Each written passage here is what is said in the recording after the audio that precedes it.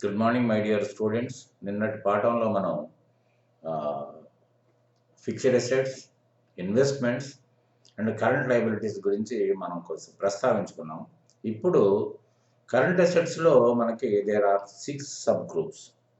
ఈ sub groups గురించి మనం దీంట్లో పూర్తిగా నేర్చుకున్నాం. ఒకటి గుర్తుపెట్టుకోండి, ప్రైమరీ గ్రూప్స్కి సబ్ గ్రూప్స్కి మీరు సబ్ గ్రూప్స్ మీద ఎక్కువ కాన్సన్ట్రేషన్ చేయాల్సి వస్తుంది. ప్రైమరీ గ్రూప్లో సబ్ గ్రూప్స్ డివిజన్ అయితే కరెంట్ అసెట్ అంటే the assets which will help a business man to earn something during the accounting period are operational period. కానీ దాంట్లో రకరకాల అంశాలని మనం చోటు చేసుకుంటుంది. ఎందుకంటే వాటి మీదనే మొత్తం మీకు అకౌంట్స్ యొక్క ప్రిపరేషన్, ఫైనాన్షియల్ ప్రిపరేషన్స్ దాని మీద ఆధారపడతాయి. కాబట్టి ఏంటంటే ఇది క్లియర్గా తెలుసుకోవాలి. తెలుసుకుంటేనే మీరు ముందుకు వెళ్ళగలుగుతారు. ఎందుకంటే ప్రైమరీ గ్రూప్స్ మీద కంటే సబ్ గ్రూప్స్ మీద ఎక్కువగా ఆధారపడి ఉంటారు రిపోర్ట్స్.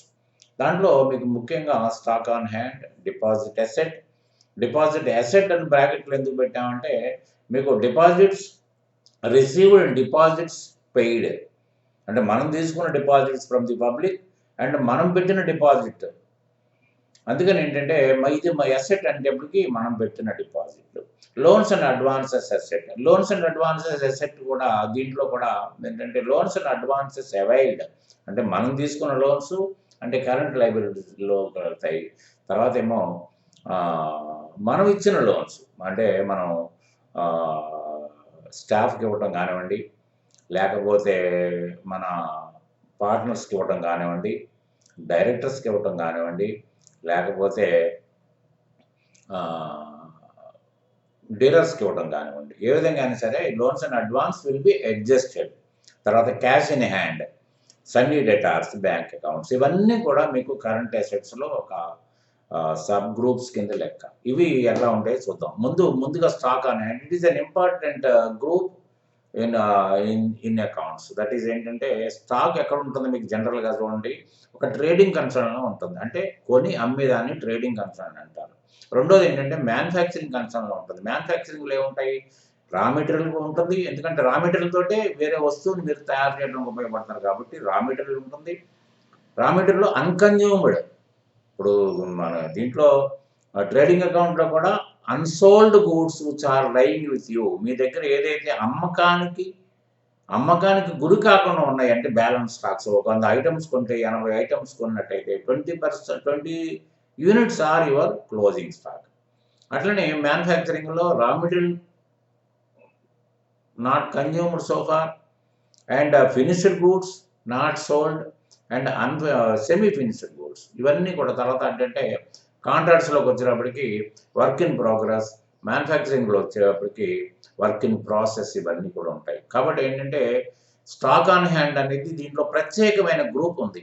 దీంట్లో మీకు టాలీలో ప్రత్యేకమైన గ్రూప్ ఉంది. జనరల్గా మనం ఏం చేస్తామంటే స్టాక్ ఆన్ హ్యాండ్ని మనం నేర్చుకున్న విధానంలో, మనం అకాడమిక్ కోర్సులో నేర్చుకున్న విధానంలో మీరు పర్చేజెస్ని తగ్గించి ఒక జర్నల్ ఎంట్రీ పాస్ చేస్తారు.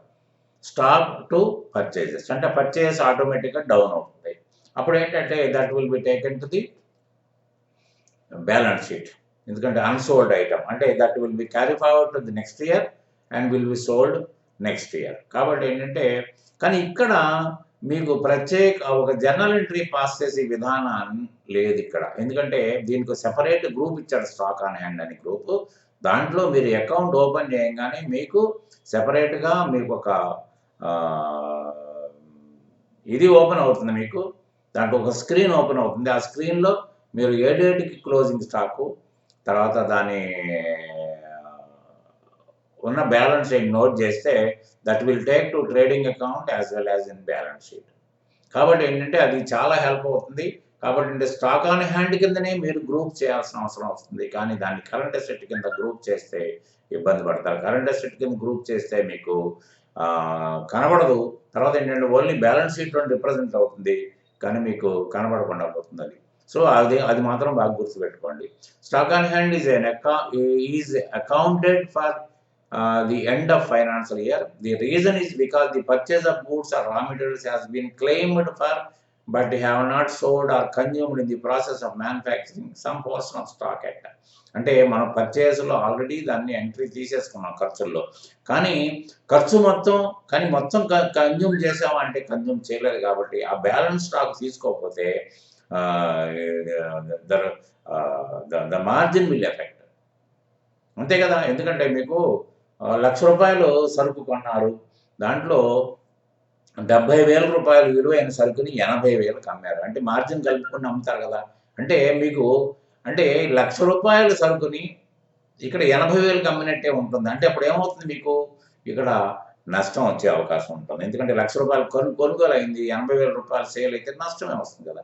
కానీ మీరు దీంట్లోంచి ఎంతైతే స్టాక్ ఉందో ఆ స్టాక్ను కనుక తీసుకున్నట్టయితే మామూలుగా మీకు ట్రేడింగ్ అకౌంట్లో ఏం చేస్తారు, సేల్స్ తర్వాత కింద క్లోజింగ్ స్టాక్ వేస్తారు, అటు పర్చేస్ చేస్తారు. ఇటు క్లోజింగ్ స్టాక్ వేయడంలో రివర్స్లో అర్థం ఏంటంటే ఎప్పుడు కూడా స్టాక్ అనేది ఎసెట్ ఎసెట్ అకౌంట్ ఎప్పుడు కూడా బ్యాలెన్స్ షీట్లో పడుతుంది. కానీ ఇక్కడ ఎందుకు తీసుకుంటున్నామంటే ఇప్పుడు మోడర్న్ క్లాసిఫికేషన్ ఆఫ్ అకౌంట్స్లో ఒక రూల్ ఏంటంటే debit increases in assets and credit decreases. కాబట్టి ఏంటంటే ఇక్కడ క్రెడిట్ చేయడం వల్ల automatically the value of the purchase will come down. కాబట్టి అంటే ₹1,00,000 నుంచి ఇక్కడ 30,000 వేసామనుకోండి, 70,000కి అయింది. అంటే ₹70,000 కొన్న వస్తువుని ₹80,000కి అమ్మాం. అంటే the cost of goods sold, అంటే ₹80,000 సరుకు యొక్క కొనుగోలు విలువ ఎంత? కాస్ట్ ఆఫ్ గూడ్స్ సోల్డ్ అంటే అర్థం ఏంటి, ₹80,000 యొక్క అమ్మిన సరుకు యొక్క కొనుగోలు విలువ ఎంత? 70,000 అయింది. కాబట్టి ఆ విధంగా మనకు అది అవుతుంది. కాబట్టి ఏంటంటే ఒకవేళ కనుక మీరు ఇక్కడ క్లోజింగ్ స్టాక్ ఇక్కడ వేసుకున్నట్టయితే దానికి కంప్లీట్ మీకు ఆటోమేటిక్గా మీకు ట్రేడింగ్ అకౌంట్లోకి తీసుకెళ్ళిపోతుంది, మ్యానుఫ్యాక్చరింగ్ బ్యాలెన్స్ షీట్లోకి తీసుకెళ్ళిపోతుంది, నెక్స్ట్ ఇయర్ ట్రేడింగ్ అకౌంట్లో కూడా అది వెళ్ళిపోతుంది. కాబట్టి అది మాత్రం బాగా గుర్తుపెట్టుకోండి. మీరు ఓపెనింగ్ స్టాక్ అయినా క్రియేట్ చేయండి, క్లోజింగ్ స్టాక్ అయినా క్రియేట్ చేయండి, దట్ మీన్స్ ది సేమ్. తర్వాత it is still available for sale or for consumption in the process of manufacturing or construction.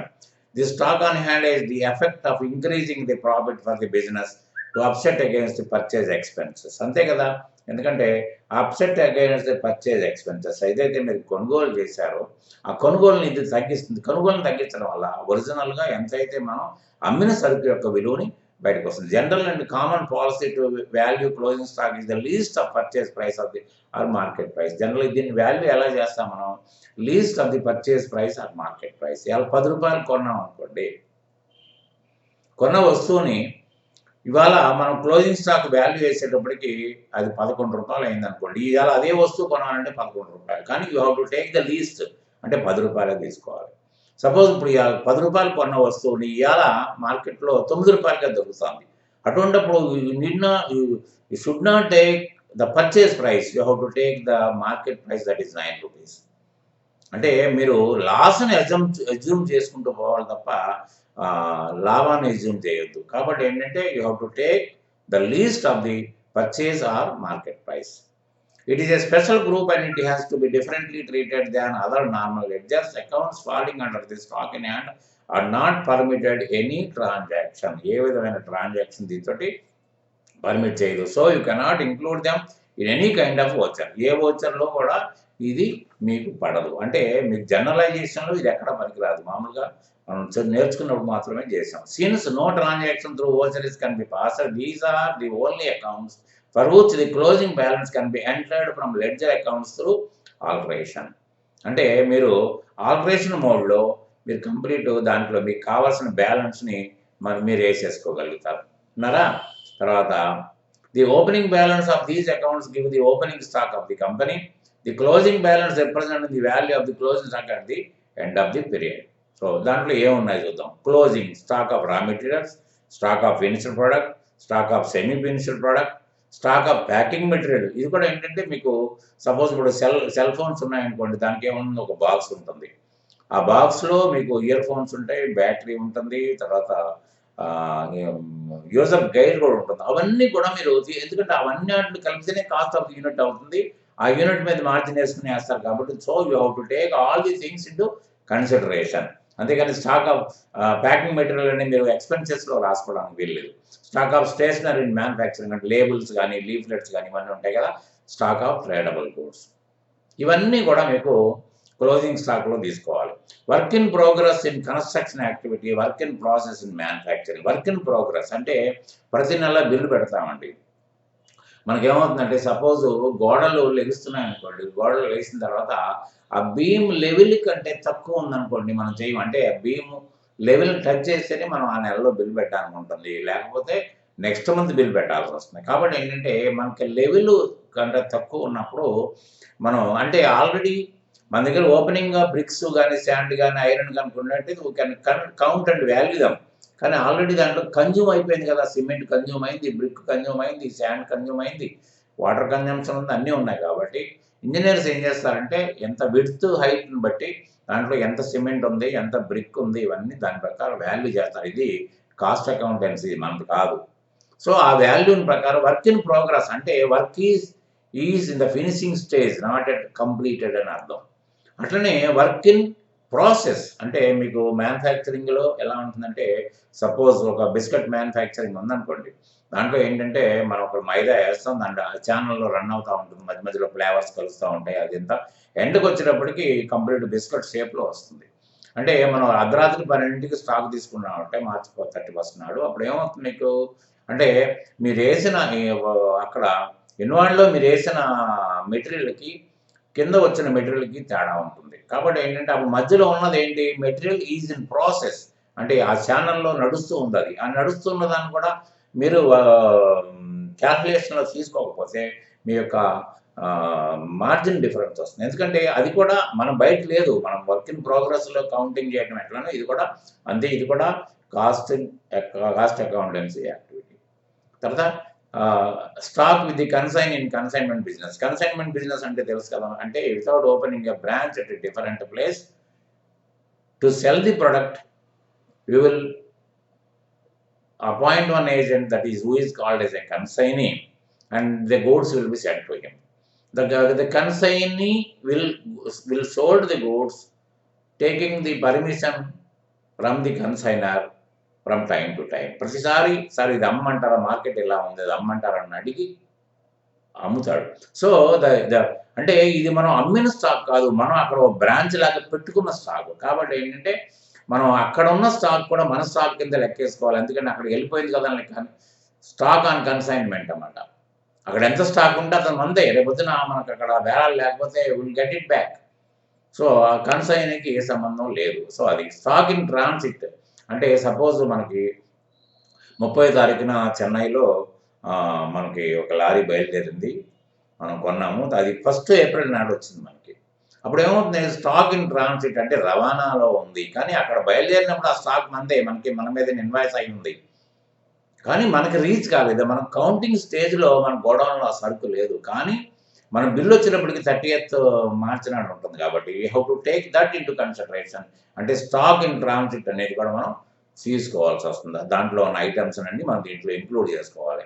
తర్వాత stock at branch working site అంటే contract సైట్‌లో ఉన్న ఈ సిమెంట్లు గానీ, బ్రిక్కులు గానీ, శాండ్ గానీ ఏ కాంట్రాక్ట్ సైట్‌లో ఎంత ఉన్నాయి. టోటల్‌గా హెడ్ ఆఫీస్‌కే జమ కావాలి. అట్లనే స్టాక్ అట్ బ్రాంచ్ ఇప్పుడు సపోజ్ రిలయన్స్ గానీ, హెరిటేజ్ గానీ, స్పెన్సర్స్ గానీ ఇవన్నీ they are having so many branches.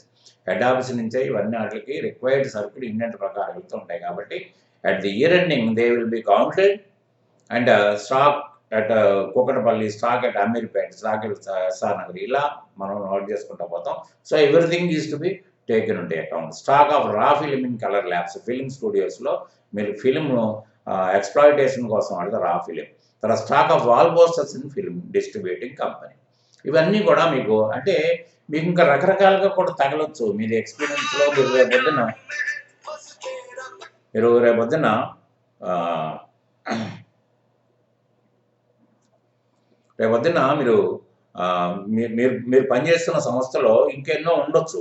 కాబట్టి ఏంటంటే అవన్నీ కూడా మీరు పరిగణనలోకి తీసుకోవచ్చు. విన్నారా? కాబట్టి దాని ప్రకారం ఏంటంటే ఈ పాలిసీల ప్రకారం మీరు you have to value them. You have to value them and you have to take into consideration. Just a minute.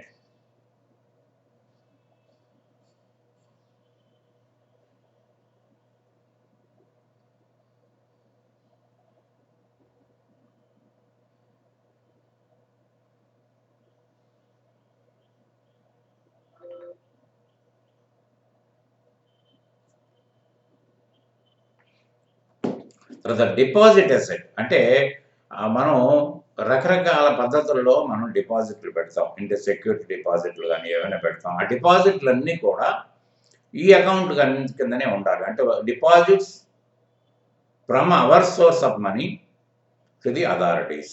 ఇవన్నీ కూడా మనకి కరెంట్ అసెట్స్‌లోనే వస్తాయి. ఏంటంటే దాదాపు ఏంటంటే ఇవన్నీ revolving complete. Place all the deposits like FDR, secure deposit, deposits in other companies and rental advances. ఇవన్నీ కూడా అంటే బీజీ డిపాజిట్ అంటే బ్యాంక్ గ్యారంటీ. బీజీ అంటే బ్యాంక్ గ్యారంటీ. అంటే సపోజ్ మనం ఏదైనా వర్క్ తీసుకున్నాం అనుకోండి. ఆ వర్క్ కంప్లీట్ అయ్యేంత వరకు మీ గురించి, మీ యొక్క క్రెడిబిలిటీ గురించి ఒక బ్యాంక్ అతను మాత్రమే మీ బ్యాంక్ అతను గ్యారంటీ ఇవ్వాలి. ఎందుకంటే మా customer is a good customer. You will execute the work in time. Suppose కనుక ఏదన్నా కారణాల వల్ల అతను ఎగ్జిక్యూట్ చేయలేకపోతే మేము ఆ లాస్‌ను మేము భరిస్తామని ఒక బాండ్ పేపర్ మీద సంతకం పెట్టి బ్యాంకర్ ఇస్తాడు. దాన్ని బీజీ డిపాజిట్ అంటారు. సో బీజీ డిపాజిట్‌కి something we have to deposit. అంటే 10% కానీ 15% కానీ మనం డిపాజిట్ చేస్తే మిగతా 100%కి ఆయన బాండ్ పేపర్ ఇస్తాడు. ఎట్లా ఇస్తాడంటే దీనికి కూడా ఒక గ్యారంటీ అతని దగ్గర ఉంటుంది. ఎందుకంటే బీజీ డిపాజిట్ అనేది బీజీ దీన్ని దీన్ని దీన్ని క్రెడిట్ ఫండింగ్ అంటారు. Cash funding and credit funding. Cash funding అంటే మీకు లోన్ ఇవ్వటం, క్రెడిట్ ఫండింగ్ అంటే ఇటువంటి హామీలు ఇవ్వటం. సో మీ దగ్గర అతని దగ్గర కావాల్సిన కొలెటరల్ సెక్యూరిటీస్ అన్నీ ఉంటాయి కాబట్టి ఆ నమ్మకంతోటే మీకు బీజీ డిపాజిట్ పెడతాడు. అంతేగాని మీకు మామూలుగా ఏదో బ్యాంకు తీసుకెళ్ళి ఒక 10%, 15% కలిపితే మీకు బీజీ డిపాజిట్ మీకు ఒక గ్యారంటీ పత్రం ఇవ్వడు. సో ఈ బీజీ డిపాజిట్ ఇప్పుడు బీజీ ఇచ్చిన టైం కనుక అయిపోయిన తర్వాత దాని deposit will be can be taken back. అప్పుడు వరకు దాని మీద మీకు ఇంట్రెస్ట్ అక్రూ అవుతుంది. అది డిపాజిట్ మీదే కదా! కాబట్టి మీకు అక్రూ అవుతుంది. ఒక డిపాజిట్ అక్కడ పెట్టినట్టు. మన డబ్బుల్ని ఆ విధంగా యుటిలైజ్ చేసుకోకపోతే ఎందుకంటే అసెట్స్ అంటే అర్థం ఏంటి? Which can produce something. మనకి లాభాన్ని తెచ్చిపెట్టడానికి ఉపకరించేది. అంటే ఇది పెట్టకపోతే ఆ కాంట్రాక్ట్ రాదు కదా! కాంట్రాక్ట్ వస్తేనే కదా మనం ఏమైనా సంపాదించుకునేది. ఆ విధంగా డీలర్‌షిప్ డిపాజిట్ ఏదైనా ఒక వస్తువుని గనక మనం అమ్మాలంటే కంపెనీ వస్తువుని మనం ఒక డీలర్‌షిప్ డిపాజిట్ ఒకటి పెట్టాలి. ఎందుకంటే రేపటి రోజున వాళ్ళ ప్రొడక్ట్ మీద ఏ విధమైన మిస్‌యూజ్ చేయకుండా ఉండటం కోసం. తర్వాత that also will be refunded to you soon after termination of the dealership. ఎప్పుడైతే మనం వాళ్ళతో సీజ్ అవుతామో దాంతోటి మనకు వచ్చేస్తుంది. FSD with other fixed security. FSD with others మీ కరెంట్ లయబిలిటీస్‌లో వచ్చింది ఫిక్స్డ్ సెక్యూరిటీ డిపాజిట్. అదే మనం కాంట్రాక్ట్ చేస్తుంటే మన దగ్గర ఆపుకున్న డబ్బులు. Rental advance for machinery or business premises, advance tax, TDS deducted from our bills, TCS collected with our bills. అంటే టీడీఎస్ మనం కాంట్రాక్ట్ చేసినట్టయితే మనకిచ్చే డబ్బులప్పుడు ఎఫ్ఎస్‌డి తర్వాత ఈ టీడీఎస్ కూడా కట్ చేసుకుని ఇస్తారు. కట్ చేసుకుని దానికి ఒక సర్టిఫికేట్ ఇస్తారు 16A అనేది. కాబట్టి ఏంటంటే దట్ కెన్ బి అంటే అది మన డబ్బులే అతను ద్వారా కట్టిన డబ్బులు అవుతాం కాబట్టి రేపొద్దున you can claim it, you can avail the option at the time you file your return. కాబట్టి టీడీఎస్ అన్నా, టీసీఎస్ అన్నా. టీసీఎస్ గురించి మీకు డ్యూటీస్ అండ్ ట్యాక్సెస్‌లో చెప్పానండి. ఈఎండి ఎర్నెస్ట్‌మైన deposit usually in contract venture. అంటే మీకు కాంట్రాక్ట్ చేసినప్పుడు ఒక టెండర్ పాస్ చేయాలంటే మీరు అక్కడ వాళ్ళు టెండర్ డాక్యుమెంట్‌లో 0.5 వాడు ఇస్తాడు. How to deposit temporary deposit అన్నమాట. అక్కడ పెట్టినట్లయితే ఏమవుతుందంటే మీకు రేపటి రోజున మీకు ఒక కాంట్రాక్ట్ మీకు వస్తే సరే. ఓ 10 మంది అప్లై చేస్తే ఒక్కడికే కదా వచ్చేది. వస్తే సరే. వస్తే ఆ ఈఎండిని వేరే ఫిక్స్డ్ సెక్యూరిటీ డిపాజిట్‌లో అడ్జస్ట్ చేసుకుంటారు. Otherwise it will be return back to you. FDRs fixed security deposits are fixed deposit receipt and TDRs term deposit in banks and post ఆఫీస్‌లో మనం డబ్బులు దాంట్లో మనం పెట్టుకున్న పరిస్థితులు. Loans and advances asset. During the course of business, it is the practice of employer to advance his staff to meet their emergency need and also advances for supplying of goods, mobilization advance to contractors and subcontractors or to receive services. అంటే బిజినెస్‌లో మన స్టాఫ్‌కి advance ఇవ్వాల్సిన పరిస్థితి వస్తుంది. Sub కాంట్రాక్టర్‌కి advance ఇవ్వాల్సిన పరిస్థితి వస్తుంది. అట్లనే మొబిలైజేషన్ అడ్వాన్స్ మీరు అన్‌సెక్యూర్డ్ లోన్‌లో చూసారు. Mobilisation advance from contractee to contractor. అట్లనే మనం కూడా మన సబ్ కాంట్రాక్టర్‌కి ఇవ్వాల్సి వస్తుంది to receive services. This is also common to advance directors, partners and their families and friends. ఏంటంటే మనం అన్‌సెక్యూర్డ్ లోన్స్‌లో ఫ్యామిలీస్ నుంచి, రిలేటివ్స్ నుంచి ఎలా అయితే తీసుకున్నామో ఇప్పుడు కూడా మనం ఇవ్వాల్సిన అవసరం వస్తుంది. ఎందుకంటే ఒకసారి ఇస్తేనే మళ్ళీ వాళ్ళు మనకి ఇస్తారు కాబట్టి. Place all advances of non trading nature. Staff advances to subcontractors and loans given by the company to the others and staff.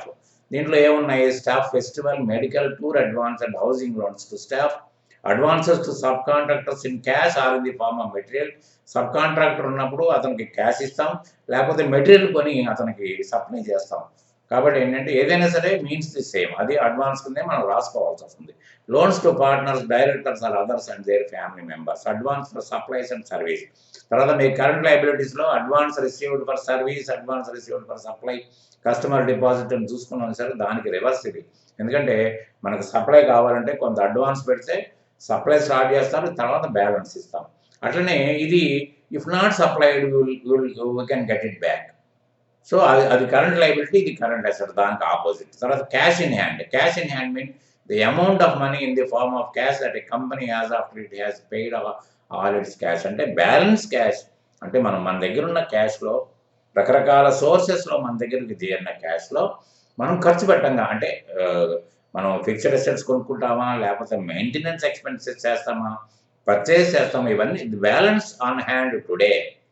The amount of cash on hand determines the balance on cash determines what project a company undertake or what financial hardship can be observed without going into debt or arranging other financing. అంటే దీనివల్ల ఏంటి ఉపయోగం? మన దగ్గర ఉన్న డబ్బు నిల్వ ఎంత, మరి రేపటి రోజున ఏ ఖర్చులు దీని ద్వారా మీట్ అవ్వచ్చు, లేకపోతే మనం ఏదైనా డెవలప్మెంట్కి క్యాష్ మన దగ్గర సరిపోద్దా, సరిపోకపోతే మనం ఫైనాన్సింగ్ వెళ్ళాల్సి వస్తుంది అనేది డిసైడ్ చేస్తుంది. దీని బ్యాలెన్స్ చూస్తే మనకు అర్థం అవుతుంది. A cash ledger account is created by the system itself and placed under this group. అంటే దీని ఆటోమేటిక్గా దీంట్లో మీకు సిస్టంలోనే క్యాష్ అకౌంట్ అనేది క్రియేట్ అయిపోయి ఉంటుంది. You need not open a cash account. So you can create any number of additional cash accounts by name, petty cash, site impressions అని. అంటే మీకు ఎన్ని రకాలంటే పెట్టి క్యాష్ ఉంటుంది, ఇంప్రెస్డ్ క్యాష్ ఉంటుంది, బ్రాంచ్ క్యాష్ ఉంటుంది, రకరకాల క్యాష్లు, ఎన్ని క్యాష్లు అయినా కూడా దీని కిందనే మీకు సబ్ గ్రూప్స్గా మీరు చేసుకోవచ్చు. అది ఏంటి? Cash at office, cash at branch, cash ఇది petty cashier, patch and petty cash. అంటే cash at working site or impressed cash అంటారు. అంటే మీరు పెట్టి క్యాషియర్కి ఇచ్చినా కూడా under the head cash on హ్యాండే. అంతేకాని that is not a payment. అంటే మనం పెట్టి క్యాషియర్కి ఎందుకు ఇస్తాం? To meet the petty expenses of the organisation. కాబట్టి అతను అది కూడా క్యాష్ నుంచి ఖర్చు పెట్టినట్టు, ఇంకొక సబ్ రూట్లో ఖర్చు పెట్టినట్టు, మెయిన్ రూట్లో ఖర్చు పెట్టకుండా, అది దాని లెక్క. సండీ డెటార్స్ అంటే అక్కడ మనకి సండ్రీ అంటే చెప్పాం కదా, plural number of persons. Sundry అంటే ప్లోరల్ నెంబర్ ఆఫ్ డెటార్స్, అంటే plural number of debtors, more than one అన్నట్టు. అంటే మనకు అక్కడ సండికేటర్స్ని కూడా మనం అక్కడ చూసాం. So sundry means various miscellaneous. Sundry debtor is an entity from whom amounts are due for goods sold or services rendered or in respect of contractual obligations. They are also termed as debtor, trade debtor and accounts receivable. ఇవన్నీ కూడా మీకు Sunny debtor కిందే వస్తాయి. ఏంటంటే trade debtors అంటే trade చేయడంతో డెటారు. తర్వాత accounts receivable అంటే బిల్స్ రిసీవబుల్ అనేది ఉంది కదా.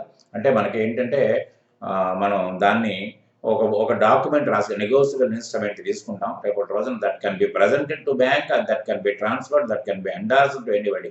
మీకు బిల్స్ రిసీవబుల్ కనుక గుర్తున్నట్లయితే ఇది గుర్తొస్తుంది. Place all the accounts of your customers on credit, trade customer, service receiver.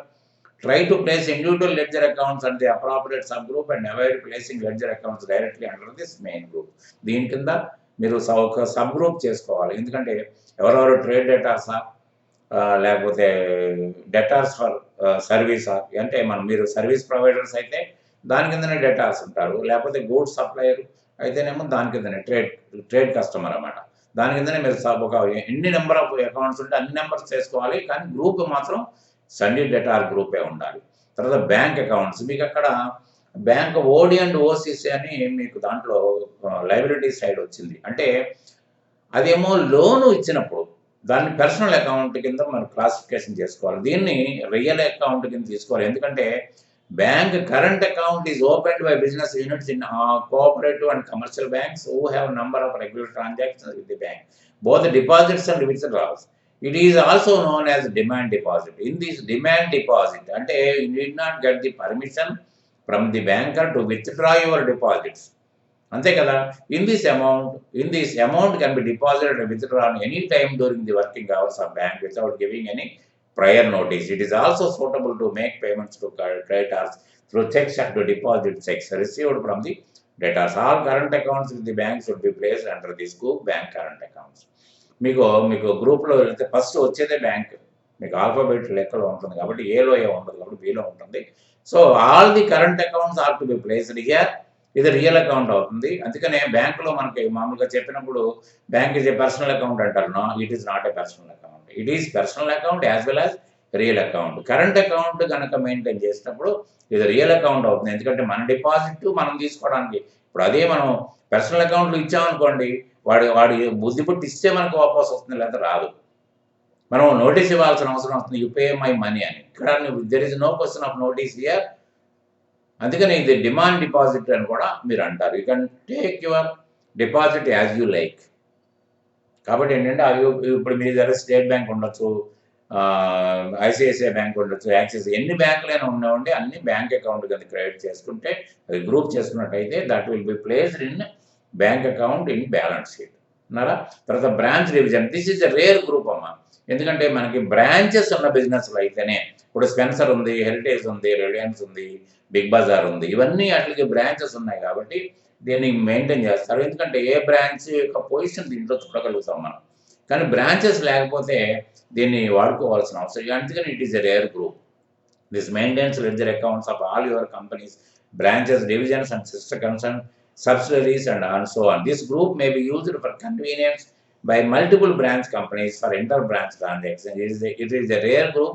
You need not use this group if your company having no branches or division. Bawarchi hotel కూడా రాసి ఉంటుంది చూడండి, వీఆర్ హ్యావింగ్ నో బ్రాంచెస్ అని. చాలా చోట్ల రాస్తారు branches అంటే ఏదైనా ఫేక్ వస్తాయేమో అని. అందుకనే బావర్చి గ్రీన్ బావర్చి అని, రెడ్ బావర్చి అని, మోడర్న్ రకరకాలుగా వేస్తారు. కానీ బావర్చి అనే టైటిల్ మాత్రం అక్కడ ఒక్కచోటే ఆర్టీసీ క్రాస్ రోడ్ దగ్గరే ఉంటుంది. అది తర్వాత మిస్లేనియస్ ఎక్స్పెన్సెస్ అసెట్, అది ఎసెట్టే, అది ఎక్స్పెన్సెస్సే, నో డౌట్. కానీ దీన్ని ఎక్కడ కూడా మీకు లాభ నష్టాల ఖాతాలో మీకు ఎక్కడ కూడా ఎక్స్పెన్సెస్ కింద నోట్ చేయకుండా దీన్ని ఒక ఎసెట్గా ట్రీట్ చేస్తారు. ఎందుకు అంటే ఇది కొంచెం హెవీగా ఉంటాయి, దాదాపు కంపెనీస్లోనే ఉంటాయి ఇవి. ఎందుకంటే హెవీగా ఉన్నప్పుడు కనుక మీరు దీన్ని కనుక తీసుకున్న ఎక్స్పెండిచరే బుక్ చేసినట్టయితే మీ ఒరిజినల్ రిజల్ట్ రివర్స్ అయిపోతుంది. కాబట్టి ఏంటంటే దీనివల్ల ఏంటంటే కంపెనీస్లో షేర్స్ యొక్క వాల్యూ డౌన్ అవుతాం, మార్కెట్ కోల్పోతుంది. కాబట్టి దీన్ని ఎక్స్పెన్సెస్గా వాడకుండా దీన్ని మిస్లేనియస్ ఎక్స్పెన్సెస్ అసెట్ పెట్టుకుని ఒక 5 yearsలో ఎవ్రీ ఇయర్ ఒక 20% మనం డిప్రిసియేషన్ చేసినట్టుగా రైట్ ఆఫ్ చేసి that will be transfer to the expenditure account. This group is typically used for legal disclosure requirements such as Schedule 6 of the Indian Companies Act. It should hold incorporation and pre-operative expenses. Companies would write off 20% every year. And a permissible portion of the balance remains to the extent that cannot be written off in profit and loss account. A balance of 5 years దాకా నడుచుకుంటూ వస్తూ ఉంటుంది అన్నారా. ఇది ఏంటి, preliminary and pre operative. Preliminary అంటే company start చేసినప్పుడు కంపెనీలో అప్లై చేయాలి, దానికి చలాన్స్ కట్టాలి, తతంగా ఉంటుంది. ఆ ఖర్చులు హెవీగా ఉంటాయి. అంటే కంపెనీ యొక్క యాక్టివిటీ స్టార్ట్ కాదు ఇంకా. తర్వాత pre operative expenses, commercial operations start కాకముందు జరిగిన ఖర్చులు, ఇవన్నీ కూడా హెవీగా ఉంటాయి. కాబట్టి అవన్నీ కూడా మీకు దీంట్లో మిస్లేనియస్ ఎక్స్పెన్సెస్ అసెట్ కింద గ్రూప్ చేయాలి. Deferred revenue expenditure, it is that class of revenue expenditure which is incurred during a particular year but benefit of which may extend to a number of years. The whole amount of such cannot be treated as expenditure of the year in which it is incurred. అంటే దీంట్లో ఏంటంటే హెవీగా expenditure, దాదాపు advertisement expenditure ఉంటుంది, హెవీగా అవుతుంది. కానీ దాని యొక్క ఫలితం ఖర్చు పెట్టిన సంవత్సరంలో కాకుండా కొన్ని సంవత్సరాల వరకు మనకు ఇదవుతుంది. Suppose launching of a new product, దానికి ఏంటంటే అన్ని ఛానల్స్లో అడ్వర్టైజ్మెంట్ ఇస్తారు, పేపర్లో అడ్వర్టైజ్మెంట్ ₹1,00,00,000 ఖర్చు పెడతారు. కానీ అసలు ఆ ప్రొడక్టే ఇంక బయటికి రాదు, దాని మీద రిలేటెడ్ మ్యాచింగ్ ఎక్స్పెండిచర్ అక్కడ లేదు. కాబట్టి ఏంటంటే దాన్ని మనం డిఫర్డ్ రెవెన్యూ ఎక్స్పెండిచర్ని కూడా దీంట్లో పెట్టుకుని ఈ 5 yearsలో మనం దీన్ని రైట్ ఆఫ్ చేసుకుంటాం. Therefore a portion of such expenditure is charged every year to profit and loss account and remaining portion is shown on the asset. Product launching advertisement expenses. Heavy destruction of property due to Naxal, tsunami, earthquakes or by any other reasons. ఏదైనా ఇప్పుడు building ఉందనుకోండి, ఏదో కారణంగా అంటే ప్రతికూల వాతావరణంలో కానీ, అంటే ఫ్లడ్స్ వల్ల కానీ, ఎర్త్‌క్వేక్స్ వల్ల, సునామీ వల్ల కూలిపోయిందనుకోండి, ఓ 2, 3 కోట్లు పోయింది. కానీ నిజంగా ఇది బిజినెస్ లాసా? కాదు. కానీ ఈ లాస్‌ని మొత్తం యాజ్ ఇట్ ఈస్‌గా లాస్‌గా ట్రీట్ చేస్తే మీ కంపెనీ రివర్స్ అయిపోద్ది. ఎందుకంటే పబ్లిక్‌లో ఇది లాస్ కంపెనీ అంటారు తప్ప, ఈ విధంగా వచ్చిన లాస్ కాదు. సో దీన్ని కూడా మనం పక్కన పెట్టేస్తారు. Expenses and under writing of shares and debentures including under writing commission, UW అంటే అండర్ రైటింగ్ ఆర్ బ్రోకరేజ్. అంటే మీకు డిబెంచర్స్ అంటే షేర్స్ బ్రోకర్స్ ఉంటారు. వాళ్ళు అండర్ రైటర్స్ అంటారు వాళ్ళని. వాళ్ళు ఏంటంటే they will take initiation to to to cell the shares and debentures in the market. కాబట్టి ఏంటంటే వాళ్ళకి బ్రోకరేజ్ ఇవ్వాలి. అవి కూడా హెవీగా ఉంటాయి. Discount allowed on issue of shares and debenture. This can be adjusted against share premium capital reserves surplus. Discount allowed on issue of shares and debentures. ఏంటంటే company దివాలా తీసినప్పుడు మీకు కంపెనీ యొక్క షేరు ₹10 షేరు మామూలుగా ₹100 అమ్మిన పరిస్థితుల్లో ఇప్పుడు ₹10 షేరు ₹7కి అమ్ముడుపోతుంది. అంటే ఒక ₹3 లాస్‌కి అమ్మాల్సి వస్తుంది. ₹10 విలువ ముఖ విలువైన షేర్‌ని ఫేస్ వాల్యూ ఇస్తాము. కానీ దాంట్లోంచి తీసుకునే డబ్బులు ₹7. కాకపోతే ఆ ₹3 మనకి లాస్ కింద లెక్క. ఒక విధంగా రిజర్వ్స్ అండ్ సర్ప్లస్‌లో మనం షేర్ ప్రీమియం అని రిజర్వ్స్ అండ్ సర్ప్లస్‌లో షేర్ ప్రీమియం అని రాసాం కదా! సో, ఆ విధంగా గనక అక్కడ బ్యాలెన్స్ ఉంటే దాంట్లోంచి తీసేస్తాం మనం. లేకపోతే గనక ఇది మనం మిస్‌లేనియస్ ఎక్స్‌పెన్సెస్ అసెట్‌లో పెట్టుకోవాల్సి వస్తుంది. Interest paid out of capital during construction period of factory. అంటే ఒక ఫ్యాక్టరీ కన్‌స్ట్రక్షన్‌లోనే మనం అప్పులు తీసుకొని కట్టామనుకోండి. జనరల్‌గా అప్పులు ఎప్పుడు చేయాలి? రన్నింగ్‌లో చేయాలి. యాక్టివిటీ రన్నింగ్‌లో చేస్తే ఆ రన్నింగ్‌లోంచి ఎక్స్‌పెండిచర్ కొట్టుకుపోద్ది. అసలు మామూలుగా ఫ్యాక్టరీ కట్టుబడేప్పుడే మనం గనక దీన్ని చేస్తే ఏమైపోతుంది పరిస్థితి? సో, దట్ ఈజ్ ఇది ఈ ఎక్స్‌పెండిచర్‌ని కూడా డైరెక్ట్‌గా రాయకుండా ఈ expenditure is to be taken under miscellaneous expenses asset. Research and development expenses are not written off. అంటే మ్యానుఫ్యాక్చరింగ్‌లో ఖచ్చితంగా రీసెర్చ్ అనే డిపార్ట్‌మెంట్ ఉంటుంది. ఎందుకంటే ఎప్పటికప్పుడు కాంపిటీషన్‌లో కొత్తదనం అంటే ఇప్పుడు మీరు ఒక ప్రొడక్ట్ ఒక సెల్ ఉందంటే ఒకటే కంపెనీ చేయదు. రకరకాల కంపెనీస్ చేస్తుంది. కాబట్టి ఏంటంటే వాళ్ళ తాకిడి తట్టుకోవడం కోసం మనం కూడా నిరంతరం రీసెర్చ్ ఇప్పుడు మనకు ఫార్మాస్యూటికల్స్ కానీ, ఇది గానీ, మీకు ఎప్పుడు ఎలక్ట్రానిక్స్ గానీ ఎప్పుడూ రీసెర్చ్ వర్క్ జరుగుతూ ఉంటుంది. ఎందుకంటే వాళ్ళ ప్రొడక్ట్ మీద వాళ్ళే ఒక కాంపిటీటివ్ ప్రొడక్ట్ తీస్తారు. ఫీచర్స్ మార్చి. కాబట్టి ఏంటంటే రీసెర్చ్ అండ్ డెవలప్‌మెంట్ ఎక్స్‌పెండిచర్ అంటే కంపెనీలో అభివృద్ధి అంటే ఒక క్యాంటీన్ నిర్మాణం గానీ, లేకపోతే ఒక సైకిల్ షెడ్ గానీ, లేతే మన క్లబ్ గానీ ఇవన్నీ నిర్మాణం చేసినప్పుడు ఇవన్నీ కూడా మీకు ఆ ఎక్స్‌పెండిచర్‌లో తీసుకొని అది కూడా 5 ఇయర్స్‌లో రైట్ ఆఫ్ చేసేస్తారు. తర్వాత last one is suspense account. In modern accounting many large corporations use suspense ledger to track the money paid or recovered. The nature of which is not yet known. అయితే దీంట్లో suspense అనేది మీరు చదువుకున్న రోజుల్లో trial balance Tally కానప్పుడు ఒక suspense account open చేసి దాంట్లో డౌట్స్ అన్నీ దాంట్లో అన్‌డిటెక్టెడ్ అన్నీ కూడా దాంట్లో యేసుకునేవాళ్ళు. డెబిట్, క్రెడిట్‌లు యేసుకునేవాళ్ళు. కానీ అది కాదు. దీంట్లో ఏంటంటే ట్రయల్ బ్యాలెన్స్ టాలీ కాని పరిస్థితి మీకు టాలీ అకౌంటింగ్‌లో ఉండదు. ఎనీ అకౌంటింగ్ ప్యాకేజ్‌లో ఉండదు. ఎందుకంటే అర్థమెటికల్ యాక్యురసీ ఉంటుంది దాంట్లో కాబట్టి. కాబట్టి దీంట్లో ఏంటంటే ఏదైతే ఖర్చు పెట్టామో అవుట్‌ఫ్లో ఆఫ్ మనీకి ఒక డెఫినిట్ మీనింగ్ మనకు తెలియకపోతే దాన్ని సస్పెన్స్‌లో పెట్టి క్లియర్ అయినప్పుడు చేస్తాం. It is a temporary account. So, the most common example is money paid for travelling advance whose details will be known only upon submission of a traveling allowance. Well, this is a primary group that appears in the balance sheet. ఏంటంటే ఇప్పుడు మనం ఒక ఒక ఒక ఒక staff member is going to Delhi for an office tour. దానికి అప్పుడు మనం కొంత డబ్బులు ఇచ్చి పంపిస్తాం. అతను ఏం చేస్తాడంటే వచ్చిన తర్వాత డబ్బులు ఇచ్చి పంపించినప్పుడు అతనికి అడ్వాన్స్ కాదు మనం ఇచ్చింది. అట్లానే ఒక ఖర్చు కాదు. ఎందుకంటే అక్కడికి వెళ్ళిన తర్వాత దాంట్లో ఎంత ఖర్చు పెట్టాడు అనేది మనం టీఏ బిల్లులో ఇస్తాడు. దాని ప్రకారం మనం అకౌంట్ ఫైనలైజ్ చేసుకోవాల్సి వస్తుంది. ఏదైనా బ్యాలెన్స్ షీట్ మనకు తిరిగిస్తాడు. లేకపోతే అతను డ్యూరింగ్ ది ట్రావెల్ అతను ఏమన్నా సొంతంగా వాడుకున్నట్టయితే సొంతంగా అతనికి అడ్వాన్స్ కింద రాస్తాం కాబట్టి only after submitting the TA bill it will be clear. అట్లనే మనం ఏదైనా ప్రాజెక్ట్ వర్క్ దేనికైనా ఎవరికైనా ఒక టెక్నికల్ కన్సల్టెంట్‌కో, ఆడిటర్‌కో డబ్బులు ఇచ్చామనుకోండి. ఇచ్చినప్పుడు ఏమవుతుందంటే మరి ఇచ్చినప్పుడు అతని కోసం అతని ఫీజు కాదు, ఏది కాదు.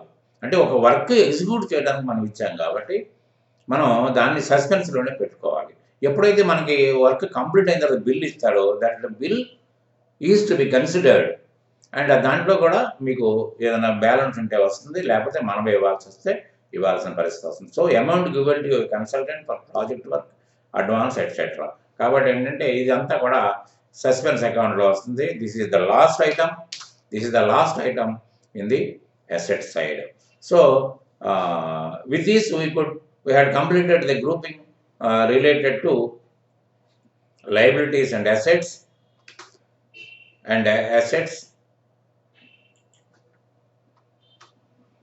of the balance sheet. Now we will discuss about revenue groups which will be placed under trading, profit and loss account. దాన్ని మనం నెక్స్ట్ క్లాస్లో దీంట్లో కూడా మీకు ఇంకా ఇక ఎన్ని ఉన్నాయంటే మీకు already 6 groups left.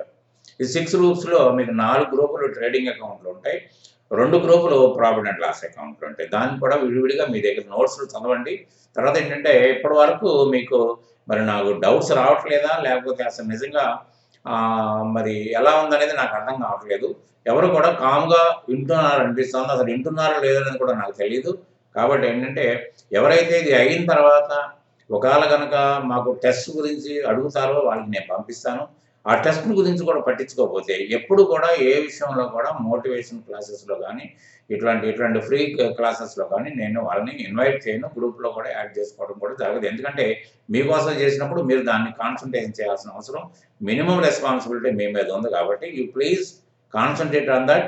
If you got any doubt you can place it under this commentary box. Thank you very much. Good day.